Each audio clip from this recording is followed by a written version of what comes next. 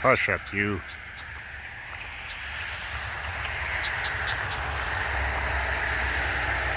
These red-winged blackbirds are always keeping an eye on us as we move forward. They have been ever since upstate New York. It's day 54, June 23rd, 2022. We're following a 4-mile long trail that runs between Brillion and Forest Junction. It keeps us off US 10 a little bit.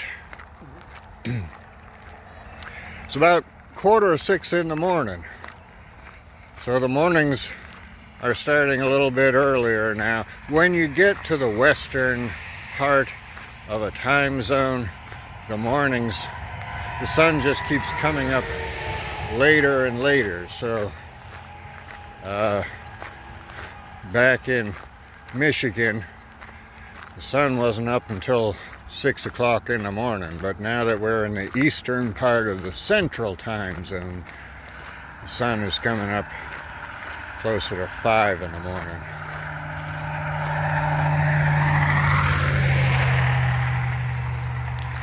Boy, those mozzies back in that patch of woods where we stayed last night, they were just lying in wait for us to get up out of our sleeping bag and just try to get packed up without getting bitten. And then it was a bit of a slog to get out of the woods. Okay, maybe this would have been a good morning to put on long pants, but I didn't want to go routing through my pack trying to find them. So my legs are just covered all over with welts from mosquito bites.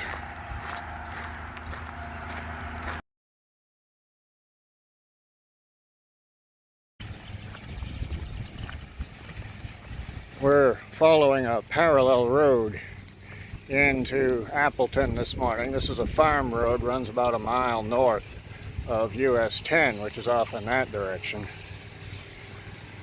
And on the one hand, it's nice to get away from the traffic. On the other hand, the dogs are running free this morning. 3 different dogs have come barreling out of yards and crossed the road to get at us and come perilously close to taking bites out of our heels. So I'm a little bit leery now every time I cross near a farmhouse, especially one that's set close to the road. We haven't had too much of a problem with dogs this trip. I reckon folks who live alongside a main road are a little more careful about letting their dogs roam free, knowing that if that dog goes in the road, there's a good chance it's going to get hit. But out here, there's only a car every 15-20 minutes or so, or a slow-moving farm vehicle. So maybe it's not such a big deal to keep your dog tied up or keep a fence around your yard. Anyway, we've still got both of our ankles, and we're moving on.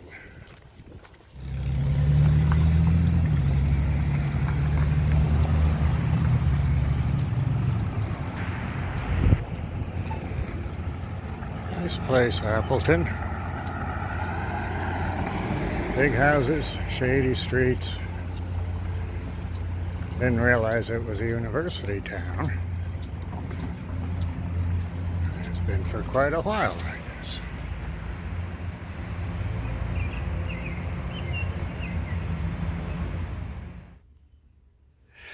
Howdy, folks. My name is Abner Surd, and I'm here to tell you about a book I wrote. The book is called The Legend of Pedestrio. And briefly put, it's about my friend Vern and me and our search for a million-year-old man who walks the earth by day and the sky at night. Now, I call that man Pedestrio, although you might know him by a different name.